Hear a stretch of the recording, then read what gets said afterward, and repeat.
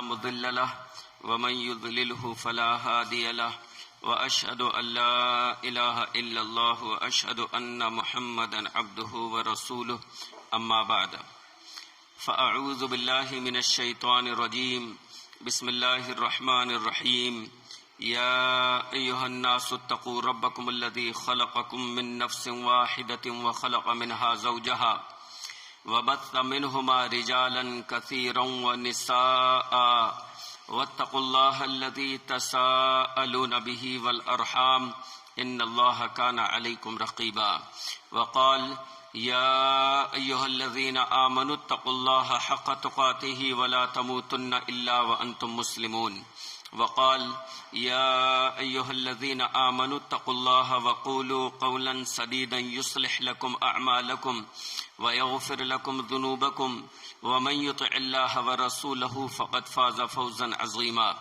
وقال الله تعالى في موضع آخر وعد الله المؤمنين والمؤمنات جنات تجري من تحتها الأنهار خالدين فيها ومساكن طيبة في جنات عدن ورضوان من الله أكبر ذلك هو الفوز العظيم۔ تمام قسم کی مدح و ثنا، حمد، کبریائی، تعریف و توصیف اللہ رب العالمین کے لیے ہے، اور بے انتہا درود و سلام نازل ہو سید الکونین سیدنا امامنا و حبیبنا جناب محمد الرسول اللہ صلی اللہ علیہ وسلم پر۔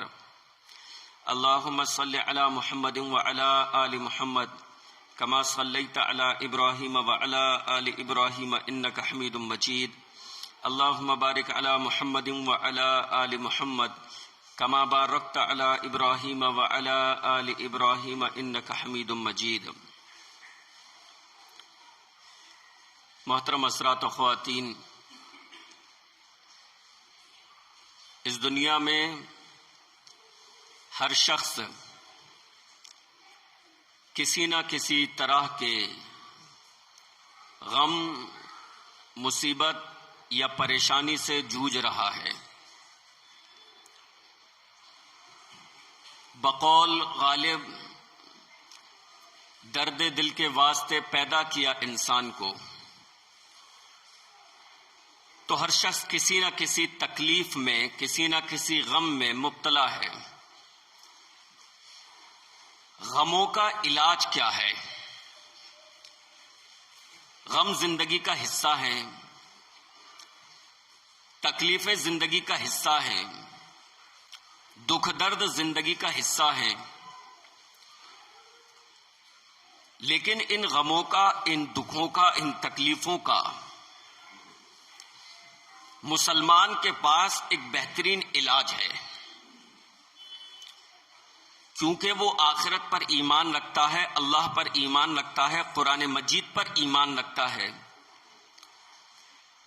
لہذا دکھوں اور تکلیفوں کا اس کو ایک بہترین علاج بتایا گیا ہے۔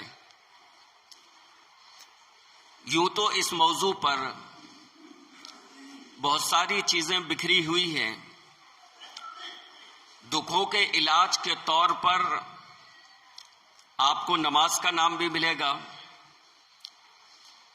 دکھوں کے علاج کے لیے ذکر و اذکار کا عنوان بھی قائم ہوگا، دکھوں کے علاج کے لیے استغفار، بعض سلف نے کہا کہ استغفار ہر غم کا، ہر دکھ کا، ہر تکلیف کا علاج ہے۔ یہ تمام چیزیں اپنی جگہ درست ہیں، لیکن تمام قرآن و حدیث کے نچوڑ کے طور پر ایک چیز ایسی ہے کہ وہ دکھوں کا اصل علاج ہے، اور وہ ہے میرے بھائیوں شوق جنت، جنت کا شوق۔ انسان کے اوپر بڑی سے بڑی تکلیف ہو، بڑے سے بڑے دکھ میں وہ مبتلا ہو، بڑی سے بڑی بیماری میں وہ مبتلا ہو، دنیا کی بڑی سے بڑی ٹینشن میں وہ مبتلا ہو، کتنی ہی زیادہ الجھنوں کا وہ شکار ہو، اگر اس کی نگاہوں میں جنت کے شوق کا سرما لگا ہے، اگر اس کے دل میں جنت کی طلب کی لگن ہے، تو اس کے یہ دکھ، اس کی یہ تکلیفیں، اس کی یہ الجھنیں کم ہو جائیں گی۔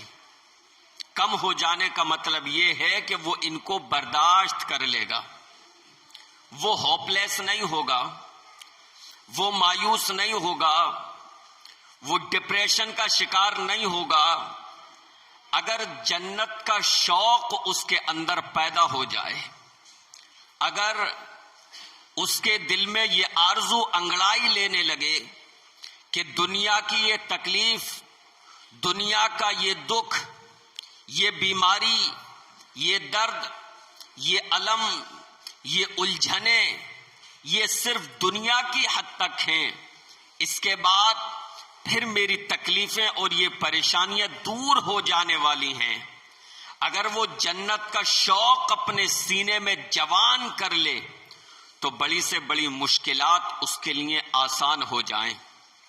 دیکھیے اللہ رب العالمین نے اہل ایمان سے کتنے خوبصورت انداز میں اپنی اس جنت کا وعدہ فرمایا ہے۔ اللہ نے ارشاد فرمایا، وعد اللہ المؤمنین والمؤمنات جنات تجری من تحتها الانہار خالدین فیہا ومساکن طیبۃ فی جنات عدن ورضوان من اللہ اکبر ذالک هو الفوز العظیم۔ اللہ نے اپنے مومن بندوں سے اور مومنہ بندیوں سے اللہ نے ایسے باغات کا وعدہ کر رکھا ہے، ایسی جنتوں کا وعدہ کر رکھا ہے کہ جس کے نیچے نہریں بہہ رہی ہیں، کہ جس میں نہریں جاری ہیں اور اس میں وہ ہمیشہ ہمیش رہیں گے، اور ایسے پاکیزہ گھروں کا وعدہ کر رکھا ہے، وَمَسَاكِنَ طَيِّبَةً، ایسے پاکیزہ گھروں کا وعدہ کر رکھا ہے کہ جس میں طیبتاً، کہ جس میں وہ ہمیشہ ہمیش رہیں گے، جس میں ان کو ہمیشہ رہنا ہے، اس میں ایک بار داخلے کے بعد پھر ان کو کبھی اس میں سے نکالا نہیں جائے گا۔ وَرِضْوَانٌ مِّنَ اللَّهِ اکبر، اور اللہ رب العالمین کی طرف سے جو انہیں رضامندی حاصل ہوگی، یہ بڑی چیز ہے اور یہ بڑی کامیابی ہے۔ اللہ رب العالمین نے قرآن مجید میں خوبصورت انداز میں جگہ جگہ جنت کے حسین تذکرے فرمائے ہیں، جنت کے خوبصورت نظاروں کا ذکر کیا ہے، تاکہ اہل ایمان اپنے اندر جنت کی رغبت پیدا کر سکیں، تاکہ اہل ایمان اپنے دلوں میں جنت کا شوق پیدا کر سکیں، تاکہ وہ جنت کی طلب کے لیے جستجو کر سکیں، اور یہ جنت کی طلب، یہ جنت کا شوق ان کے دنیا کے تمام پریشانیوں اور تمام تکلیفوں کو ان کو سہنے کی طاقت و قوت بخش دیتا ہے۔ یہ دیکھیے صحابہ اکرام، جنگ بدر کا موقع ہے، اللہ کے نبی علیہ السلام صحابہ اکرام کی تکلیفوں پر، ان کی پریشانیوں پر کس طریقے سے ان کے اندر جنت کا شوق پیدا کرتے ہیں تاکہ دنیا کی یہ پریشانیاں ان کے لیے آسان ہو جائیں۔ جنگ بدر کا موقع ہے، اللہ کے نبی علیہ السلام صحابہ اکرام کو جنگ کے موقع پر اللہ کے نبی علیہ السلام جنت کا شوق دلا رہے ہیں، اور صحابہ اکرام میدان میں دیوانہ وار اپنی جانوں کو قربان کر رہے ہیں۔ جنگ احد کا موقع ہے، صحابہ اکرام کے پاس سامنے انتہائی مشکل ترین مرحلہ ہے، کفر اپنی پوری آب و تاب کے ساتھ آیا ہوا ہے، لیکن اللہ کے نبی علیہ السلام صحابہ اکرام کے سامنے شوق جنت بیان کر کے ان کے لیے اس مشکل مرحلے کو آسان فرما رہے ہیں، اور کائنات کے امام جناب محمد الرسول اللہ صلی اللہ علیہ وسلم اپنے صحابہ کو ان الفاظ میں جنت کا شوق دلاتے ہیں، قوموا الی جنت عرضها السماوات والارض، اس وہ جنت میرے صحابہ، وہ جنت تمہارا انتظار کر رہی ہے جس کی پیمائش زمین و آسمان کے برابر ہے، وہ جنت تمہاری منتظر ہے۔ ایک صحابی کہتے ہیں واہ واہ، عمر ان کا نام ہے، کہا واہ واہ۔ اللہ کے نبی علیہ الصلوۃ والسلام نے فرمایا کہ تم نے یہ الفاظ کس لیے کہے کہ واہ واہ؟ کہا اللہ کے رسول صلی اللہ علیہ وسلم، آپ نے جو جنت کا تذکرہ کیا ہے، آپ نے جو جنت کا ذکر کیا ہے، میں اس ذکر پر اپنی زبان سے یہ الفاظ کہہ رہا ہوں، اس امید کے ساتھ کہ شاید میں بھی جنت والوں میں سے ہوں۔ اللہ کے نبی علیہ الصلوۃ والسلام نے فرمایا فَإِنَّكَ مِنْ أَهْلِهَا، کہ بے شک تم جنت والوں میں سے ہو۔ یہ سنا ان صحابی نے تو تھوڑی دیر کے بعد انہوں نے اپنے تھیلے میں سے کچھ کھجوریں نکالی اور کھجوریں کھانے لگے، اور پھر ان کھجوروں کو یہ کہتے ہوئے پھینک دیا کہ اگر میں ان کھجوروں کو کھانے میں لگا تو پھر زندگی بہت طویل ہو جائے گی۔ دیکھیے شوق جنت، ان کو شوق جنت کھجور کھانے کا ٹائم بھی ان کو نہیں دے رہا کہ اگر میں نے کھجوریں کھانے کی بھی تاخیر کی تو یہ تو بہت لمبی زندگی ہو جائے گی، میں اتنی دیر دنیا میں نہیں رہنا چاہتا، بلکہ میں شہادت کے مرتبے پہ فائز ہو کر میں جنت کی سیر کرنا چاہتا ہوں۔ اب میں جنت میں کھجوریں کھاؤں گا، دنیا میں نہیں، بلکہ اب میں جنت میں کھجوریں کھاؤں گا۔ یہ کہہ کر وہ اپنی کھجوروں کو پھینک دیتے ہیں اور میدان جنگ میں کود پڑتے ہیں، اور اس پابندی اور بہادری سے لڑتے ہیں کہ شہید ہو جاتے ہیں۔ یہ تھا شوق جنت کہ جنہوں نے ان کے سامنے جنگ کے مشکل ترین مرحلے کو آسان کر دیا۔ غزوہ خندق کون نہیں جانتا؟ غزوہ خندق کا موقع کہ جب پورا کفر، تمام عالم کفر مدینے پر چڑھائی کرنے کے لیے اپنے ناپاک عزائم کے ساتھ آ چکا تھا۔ غزوہ خندق کہ جب پورا کفر مدینے پر چڑھ آیا تھا اس ناپاک ارادے کے ساتھ کہ مدینے کی اینٹ سے اینٹ بجا دیں گے اور مسلمانوں کو اس صفحہ ہستی سے مٹا کر رکھ دیں گے۔ مسلمانوں کی یہ واحد ریاست مدینہ کہ جس نے مسلمانوں کو پناہ دی ہے، اس کو نیست و نابود کر دیں گے اور اللہ اور رسول کا نام لینے والوں کو اس دنیا سے ختم کر دیں گے۔ تمام عالم کفر مدینے پر چڑھائی کے لیے مدینے کا گھیراؤ کرتا ہے، مدینے پر چڑھائی کے لیے تیار ہے۔ وہ مشکل ترین مرحلہ اللہ کے نبی علیہ الصلوۃ والسلام نے صحابہ اکرام سے مشورہ کیا۔ حضرت سلمان فارسی رضی اللہ عنہ نے اپنے گراں قدر مشورے سے نوازا، اے اللہ کے رسول صلی اللہ علیہ وسلم، اگر بولنے کی اجازت ہو میرا ایک مشورہ قبول فرمائیں۔ میں چاہتا ہوں کہ یہاں پر خندق کھود دی جائے۔ جب خندق کھودی ہوگی تو یہ دشمن بستی کو پار نہیں کر سکے گا، یہ بستی کے اندر نہیں بڑھ سکیں گے، لہذا اللہ کے نبی علیہ الصلوۃ والسلام نے حضرت سلمان فارسی کے مشورے کو قبول فرمایا اور صحابہ اکرام کو حکم دیا کہ خندق کھودی جائے۔ صحابہ اکرام خندق کھود رہے ہیں اور عالم یہ ہے کہ صحابہ اکرام بھوک سے نڈھال ہیں، گرد و غبار نے ان کے جسموں کو اٹا ہوا ہے، ان کے بال اور ان کا جسم گرد و غبار میں اٹا ہوا ہے اور پیٹ بھوک کی وجہ سے اندر کو دب رہا ہے۔ صحابہ اکرام نے یہ دکھانے کے لیے کہ ہمارے پیٹ بھوک کی وجہ سے نڈھال نہیں ہے، اپنے پیٹوں پر پتھر باندھ لیے۔ صحابہ اکرام نے اپنے پیٹوں پر پتھر باندھ لیے، اور بخاری شریف کی حدیث کے مطابق اللہ کے نبی علیہ الصلوۃ والسلام کے پیٹ پر بھی ایک پتھر بندھا ہوا تھا۔ مسند احمد کی روایت ایک ضعیف جس کے مطابق 2 پتھر بندھے ہوئے تھے، اور بخاری شریف کی ایک صحیح حدیث جس کے مطابق اللہ کے نبی علیہ الصلوۃ والسلام کے پیٹ پر بھی ایک پتھر بندھا ہوا تھا۔ بہرحال کہنے کا مطلب یہ ہے کہ صحابہ اکرام کے ساتھ اللہ کے نبی علیہ الصلوۃ والسلام بھی شدید بھوک کی تکلیف کو برداشت کر رہے ہیں، اور صحابہ اکرام کے ساتھ مل کر خندق کھدوانے میں ان کی مدد کر رہے ہیں۔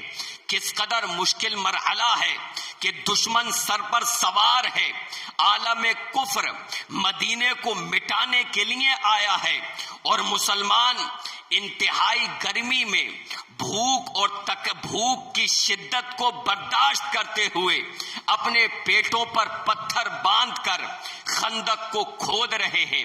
لیکن اللہ کے نبی علیہ الصلوۃ والسلام نے صحابہ اکرام کی اس مشکل کو شوق جنت پیدا کر کے اللہ کے نبی نے آسان کر دیا۔ ان کے سامنے جنت کا تذکرہ فرمایا، ان کو جنت کا شوق پیدا کیا، لہذا خندق کھودنے کا یہ مشکل مرحلہ ان کے لیے آسان ہو گیا۔ اللہ کے نبی علیہ الصلوۃ والسلام نے جب صحابہ اکرام کو اس مشکل ترین حالت میں دیکھا کہ وہ سخت تکلیف کے عالم میں انتہائی بھوک اور پیاس کی حالت میں خندق کو کھود رہے ہیں اور نڈھال ہیں، تو اللہ کے نبی علیہ الصلوۃ والسلام نے فرمایا، اللہم لا عیش الا عیش الآخرہ واغفر الانصار والمہاجرہ۔ اے اللہ، اصل زندگی تو آخرت کی زندگی ہے، یعنی جنت کی زندگی ہے۔ یہاں آخرت سے مراد اللہ کے نبی علیہ الصلوۃ والسلام نے جنت کو لیا، کیونکہ آخرت کی زندگی کیا ہے؟ آخرت کی زندگی جنت ہے۔ فرمایا اللہم لا عیش الا عیش الآخرہ، اے اللہ اصل زندگی تو آخرت کی زندگی ہے، جنت کی زندگی ہے۔ اے اللہ انصار اور مہاجرین کی مغفرت فرما دے۔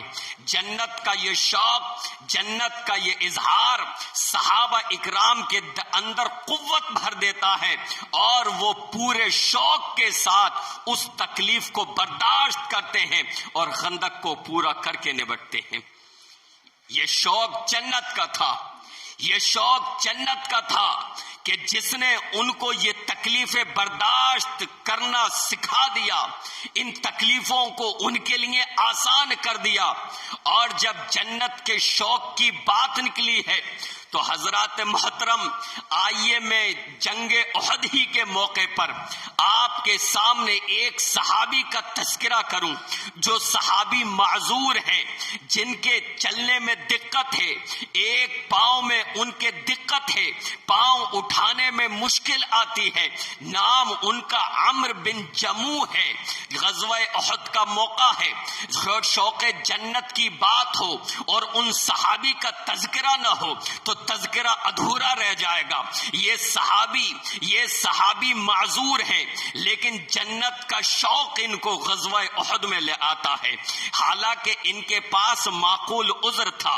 اگر یہ چاہتے جنگ سے پیچھے رہتے، مدینہ میں بیٹھے رہتے اور جنگ میں حاضر نہ ہوتے، تو ان کے پاس معقول عذر تھا کہ چلنے میں ان کو دقت ہے، لیکن یہ شوق جنت تھا جو ان کو عذر کے باوجود جنگ احد میں لے آتا ہے۔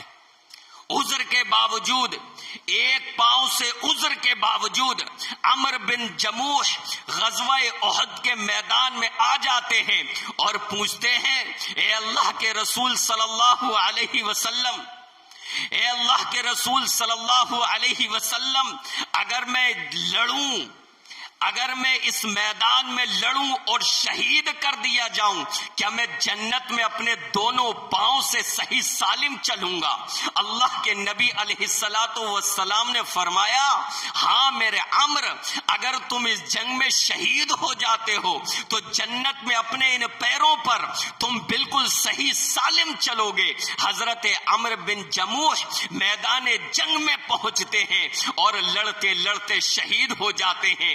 جنگ کے بعد اللہ کے نبی علیہ الصلوۃ والسلام کا گزر عمرو بن جموح کی میت کے پاس سے ہوا، حضرت عمرو بن جموح کی لاش کے پاس سے ہوا۔ نبی علیہ السلام نے ان کی لاش کو دیکھ کر فرمایا کہ گویا میں اپنی نبوت کی آنکھوں سے اپنے عمرو کو جنت میں اپنے دونوں پیروں سے چلتا ہوا دیکھ رہا ہوں۔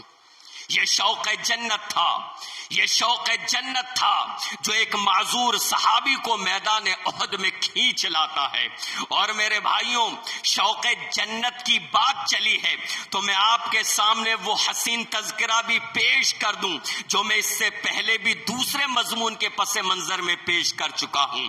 وہ نیک خاتون جن کو ایک بیماری تھی، اور بیماری بھی معمولی نہیں تھی، بیماری بھی انتہائی خطرناک تھی۔ مرگی کے ان پر دورے پڑا کرتے تھے، اور جب ان کو دورہ پڑتا تو ان کی بے پردگی ہو جاتی۔ پیارے نبی علیہ الصلوۃ والسلام کی خدمت میں حاضر ہوتی ہیں، اے اللہ کے رسول صلی اللہ علیہ وسلم، اللہ سے میرے لیے دعا کر دیجئے، میں سخت بیمار ہوں، مجھے مرگی کے دورے پڑتے ہیں۔ اے اللہ کے رسول، اللہ سے دعا کر دیجئے اللہ مجھے عافیت دے دے اس بیماری سے۔ اللہ اکبر۔ آگے بڑھنے سے پہلے مسلمانوں، ماؤں بہنوں، ذرا غور کرنا، صحابہ اکرام کا عقیدہ کیا ہے، صحابیات کا عقیدہ کیا ہے۔ صحابیہ نے آ کر نبی سے یہ نہیں فرمایا میری اس تکلیف کو دور کر دیجئے۔ صحابہ کا عقیدہ یہ نہیں تھا کہ نبی مختار کل ہیں، وہ بیماروں کو شفا دے سکتے ہیں، وہ بیماروں کو ٹھیک کر سکتے ہیں۔ یہ عقیدہ ان کا نہیں تھا، بلکہ تمام صحابہ و صحابیات کا عقیدہ یہ تھا کہ شفا دینے والی ذات صرف اور صرف اللہ کی ہے۔ کہا اسی وجہ سے وہ اللہ کے نبی علیہ الصلوۃ والسلام کے سامنے کھڑی ہیں جو تمام رسولوں کے سردار ہیں۔ اگر اللہ کے بعد کوئی شفا دینے والا ہوتا، اگر اللہ کے بعد کوئی بیماروں کو ٹھیک کرنے والا ہوتا تو جناب محمد الرسول اللہ صلی اللہ علیہ وسلم اس کا اختیار ضرور رکھتے۔ کائنات کے امام کے سامنے کھڑی ہیں، لیکن یہ نہیں کہا کہ میری اس بیماری کو دور کر دیجئے، بلکہ کہا اے اللہ کے رسول، اللہ سے دعا فرما دیجئے اللہ میری اس بیماری کو دور کر دے۔ اللہ کے نبی علیہ الصلوۃ والسلام نے جنت کا تذکرہ فرمایا، اور ان نیک صحابیہ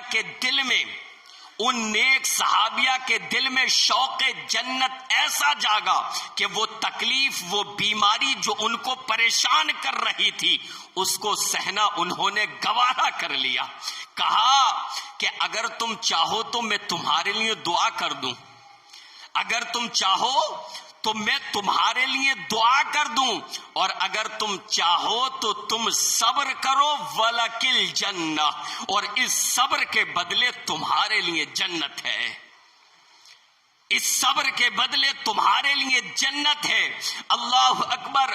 جنت کا تذکرہ آیا، ان صحابیہ کے دل میں جنت کا شوق ایسا جاگا، کہا اللہ کے رسول اصبرو، میں صبر کرتی ہوں، میں صبر کروں گی، لہذا مجھے شفا نہیں چاہیے اس بیماری سے، بلکہ مجھے تو جنت چاہیے۔ یہ تھا شوق جنت۔ البتہ اللہ سے صرف اتنی دعا کر دیجئے کہ میں بے ہوش ہوا کروں تو میری بے پردگی نہ ہوا کرے۔ لہذا اللہ کے نبی علیہ الصلوۃ والسلام نے اتنی دعا فرما دی۔ کیا تھا یہ میرے بھائیوں؟ شوق جنت، شوق جنت، جنت کا شوق۔ آج لوگ پریشان ہو کر، آپ دیکھیے ابھی پچھلے دنوں 3 دن کے وقفے سے مشکل سے 3-4 خودکشیاں، اور ہر منٹ ہر سیکنڈ پر بھارت میں ہمارے نہ جانے کتنی خودکشیاں ہوتی ہیں۔ کتنی آتما ہتیایں ہوتی ہیں. اور ایسا نہیں کہ مفلسی سے، غربت سے لوگ آتما ہتیا کر رہے ہیں، اس سے تو کر ہی رہے ہیں. ایسے لوگ جو اچھی پوسٹ پر ہیں، پولیس کانسٹیبل ہیں، دروگا ہے، آرمی میں ہے، پولیس آفیسر ہے، اچھے عہدے پر ہے، اور خبر آتی ہے کہ اپنی بیٹی کو مارا، اپنے بیٹے کو مارا، بیوی کو مارا، اور پھر خود بھی آتما ہتیا کر لی، خود بھی خودکشی کر لی.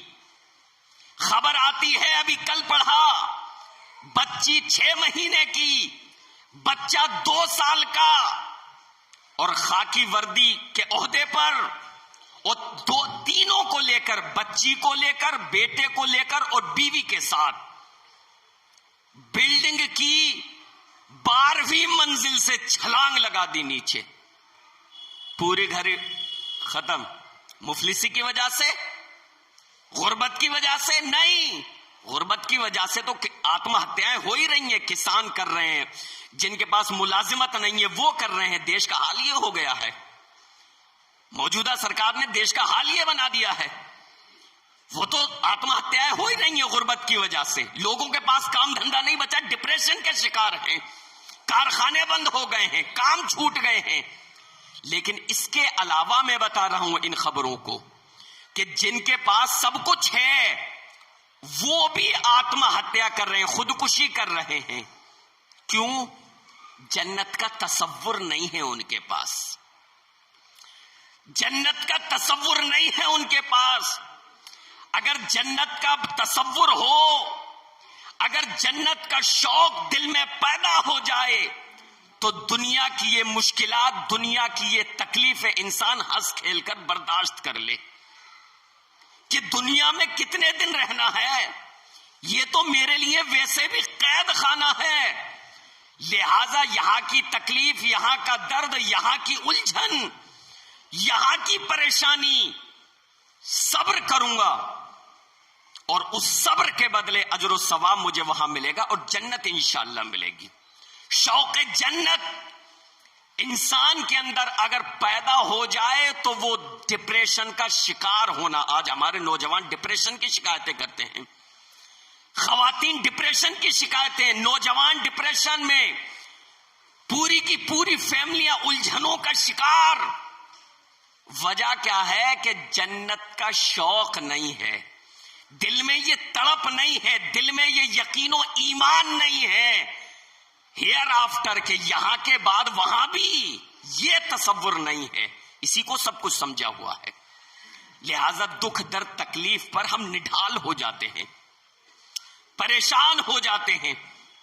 میرے بھائیوں، شوق جنت اپنے اندر پیدا، طلب جنت اپنے اندر پیدا کرو، تلاش جنت اپنے اندر پیدا کرو، جنت کی جستجو اپنے اندر پیدا کرو. دنیا کی یہ مشکلات، دنیا کی یہ الجھنیں، یہ ڈپریشن، یہ پریشانیاں، یہ درد، یہ فکریں تمام کی تمام ختم ہو جائیں گی انشاءاللہ، کم ہو جائیں گی. ان کو سہنے کی طاقت و قوت جس میں پیدا ہو جائے گی، ان کو سہنے کی انرجی اپنے اندر پیدا ہو جائے گی. شوق جنت وہ چیز ہے جو انسان کی دکھ کے دکھوں کو، شوق جنت انسان کو سب کچھ قربان کر. صحابہ کرام کے درمیان جو شوق جنت تھا، اللہ اکبر، کیا تذکرہ اس کا. صحابہ کرام کے شوق جنت کے تذکرے تو بس بیان کرتے جاؤ اور سنتے جاؤ. وہ حسین تذکرے، وہ سنہری تذکرے، وہ پیارے تذکرے. آتے ہیں ایک صحابی اللہ کے نبی علیہ الصلوۃ والسلام کے پاس، اے اللہ کے رسول صلی اللہ علیہ وسلم، بلکہ بچہ، میرا ایک باغ ہے اور اس میں میرے پڑوسی کا ایک پیڑ جو ہے آ رہا ہے، جس کی وجہ سے میں دیوار نہیں بنا پاتا. اس سے کہہ دو کہ وہ یہ درخت مجھے دے دے تاکہ میں اپنی دیوار سیدھی کر لوں.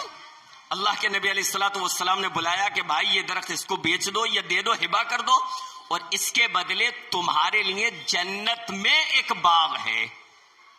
انہوں نے انکار کیا کہ نہیں، معذرت چاہتا ہوں، میں نہیں کر سکتا.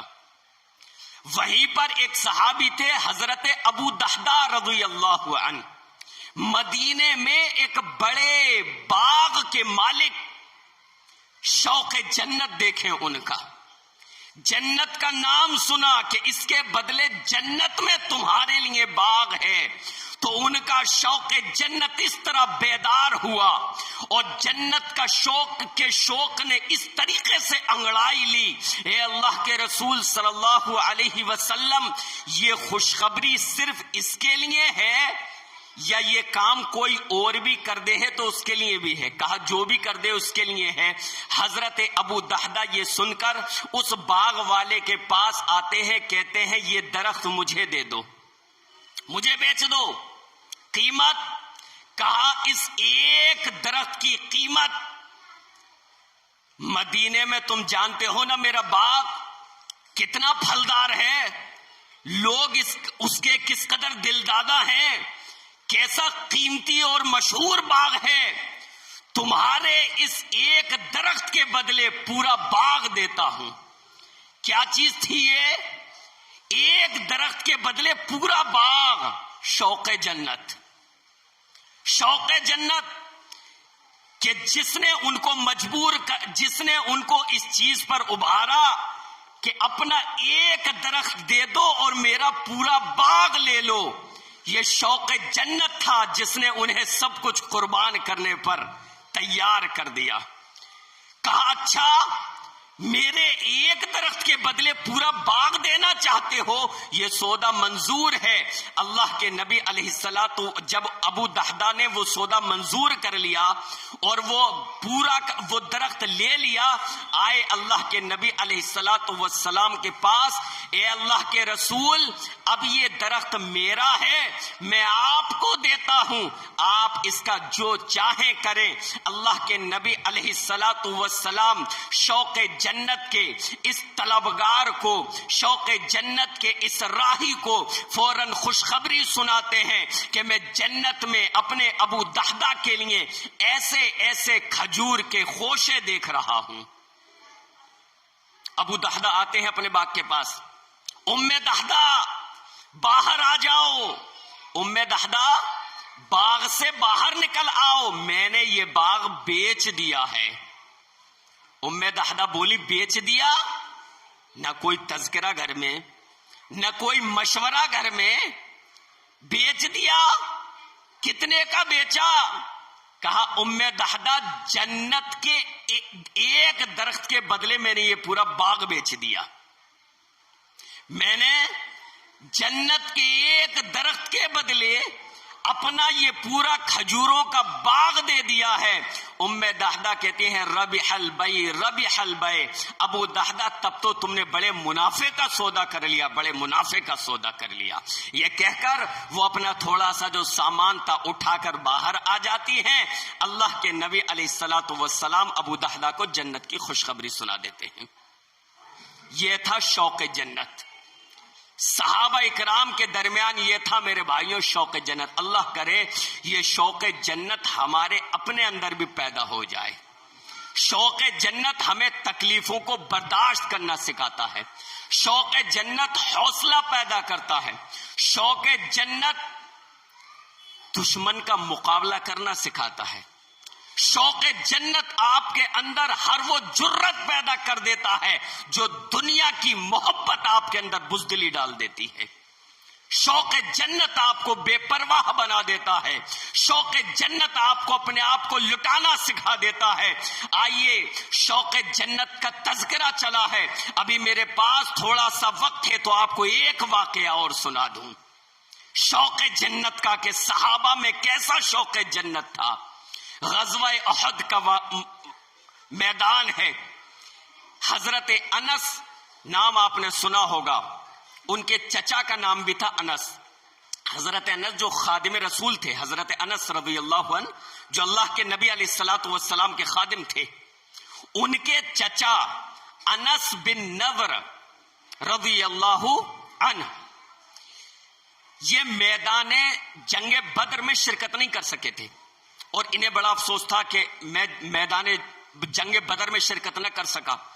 جب جنگ احد کا موقع آیا، بلکہ جنگ احد سے پہلے ہی حضرت انس بن نضر نے کہا اے اللہ جنگ بدر میں، اے اللہ جنگ بدر میں شرکت نہ کر سکا، اور اگر جنگ احد میں مجھے موقع ملا تو اللہ تو دیکھا گا کہ میں کتنی بہادری سے لڑتا ہوں۔ اور جب جنگ احد کا واقعہ پیش آیا تو حضرت انس بن نضر نے کہا اے اللہ کفار نے جو کچھ کیا میں اس سے براءت کا اعلان کرتا ہوں، اور مسلمانوں نے جو کچھ کیا میں ان کی طرف سے معذرت پیش کرتا ہوں، یعنی احد پہاڑ کو جو چھوڑ دیا تھا 50 مسلمانوں نے۔ اے اللہ اب اگر مجھے موقع ملا تو تو دیکھے گا کہ میں کس طریقے سے لڑتا ہوں۔ اور اس کے بعد انس بن نضر کفار سے ٹکرانے کے لیے میں ہاتھ میں تلوار لے کر چل پڑتے ہیں، ادھر سے ایک صحابی حضرت سعد آ رہے ہیں تو انس بن نضر کہتے ہیں ان سے کہ کہاں جا رہے ہو؟ میں تو جنت کی خوشبو احد پہاڑ کے دامن میں پا رہا ہوں۔ تم کہاں واپس جا رہے ہو؟ میں تو جنت کی خوشبو احد پہاڑ کے دامن میں پا رہا ہوں۔ اللہ اکبر، اللہ کی قسم کیا جنت کا شوق تھا ان کے اندر۔ کہتے ہیں میں احد پہاڑ کے دامن میں جنت کی خوشبو پا رہا ہوں، اور وہاں جاتے ہیں لڑتے ہوئے شہید ہو جاتے ہیں۔ میرے بھائیوں یہ تھا ان کے اندر شوق جنت کہ میدان جنگ میں ان کو جنت کی خوشبو آنے لگتی تھی کہ احد کے دامن میں میں جنت کی خوشبو پا رہا ہوں۔ یہاں سے پیٹ پھیر کر بھاگنے میں جنت نہیں ہے، بلکہ مردانہ وار یہاں پر لڑتے ہوئے شہید ہو جانے میں جنت ہے۔ یہ تھا ان کے اندر شوق جنت۔ آج اس دارالفتن کو، دارالابتلاء و آزمائش کو آج ہم جنت سمجھے ہوئے دنیا کو، اور وہ جنت جس کو قرآن میں کہیں دارالمتقین کہا گیا ہے، کہیں دارالمؤمنین کہا گیا ہے، اس جنت کو ہم بھولے ہوئے ہیں۔ وہ دارالمتقین ہے، وہ دارالخلد ہے، وہ دارو اہل ایمان ہے۔ میرے بھائیوں اس جنت کا شوق اپنے اندر پیدا کرو۔ دنیا کی یہ مصیبتیں، دنیا کی یہ الجھنیں، دنیا کی یہ تکلیفیں، دنیا کی یہ بزدلی، تمام قسم کی بیماریاں انشاءاللہ العزیز ختم ہو جائیں گی۔ اللہ رب العالمین سے دعا ہے کہ رب العالمین ہمارے اندر شوق جنت پیدا فرمائے، طلب جنت پیدا فرمائے، جستجو جنت پیدا فرمائے، آمین یا رب العالمین۔ وصلی اللہ تعالی علی رسول خیر خلقہ محمد وآلہ واصحابہ اجمعین برحمتک یا ارحم الراحمین۔